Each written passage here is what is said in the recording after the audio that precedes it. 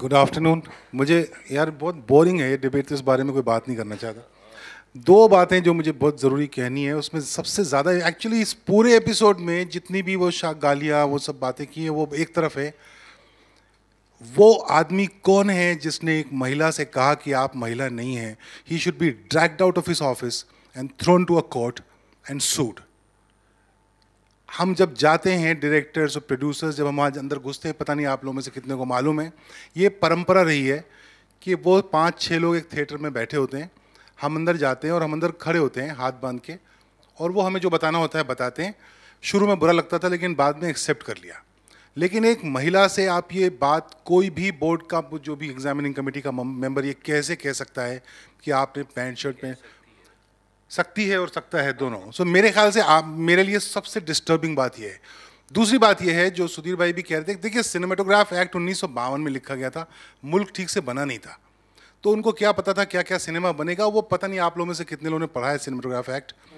बहुत वेग है, अगर उसको स्ट्रिक्टली फॉलो करें तो एक भी फिल्म रिलीज नहीं होगी। मुझे लगता है जय संतोषी माँ में भी कुछ प्रॉब्लम निकल आएगी। लेकिन now it is, for the past so many years, it has been interpreted by a whole lot of individuals and bodies.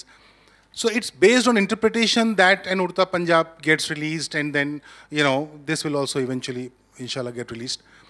It's besides the point that Mr. Nehlani has taken the office of Bizarre to another level, and in full public view, and he doesn't mind it. The point is that I don't think the solution rests with that building, which used to be in Walkeshwar and somewhere else now. It has to go to the parliament, because that act needs to be amended by the parliament. The bad news is that the parliament is not able to look after the more important bills about this country. So I'm very depressed to think what is the future, because Cinematograph Act is not ever going to be placed at the table of the House in years to come. This is Prahlad Nehlani. 6 months later, hopefully, there'll be someone else, and then someone else, and then someone else. So we'll be left to interpretations, which is the saddest part of this business. Thank you.